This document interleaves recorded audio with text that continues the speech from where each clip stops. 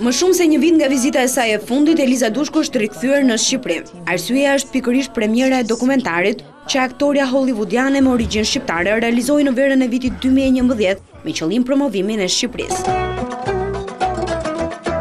Në titullin Dear Albania, dokumentari sjell një udhëtim të aktores jo vetëm në vendet më turistike të Shqipërisë, por edhe në trojet shqiptare tashmë jashtë kufive zyrtar. Gjatë gjithë këtij rrugtimi, Eliza shoqërohet nga vëllai i saj. The film will be released in America on 217 million. Ky dokumentar do të shfaqet në 217 milion ekrane në Shtetet e Bashkuara të Amerikës dhe unë jam e lumtur që do të mund të përcjellim një imazh tjetër të Shqipërisë. Dhe kur të gjithë ne të përmendim Shqipërinë, do të doja shumë që të mos mendonin se shqiptarët janë të gjithë trafikanë dhe rrëmbyes fëmijësh, ashtu siç përcjellin shumë filma hollywoodian. Pasi ne jemi edhe kështu si në dokumentarin tim, Mikpritës dhe të besës. Jemi ende duke punuar që ky dokumentar të bëjë xhiron e botës, të transmetohet në Ballkan, Japoni, Kinë, kudo, për të përcjellë një imazh të mirë të Shqipërisë.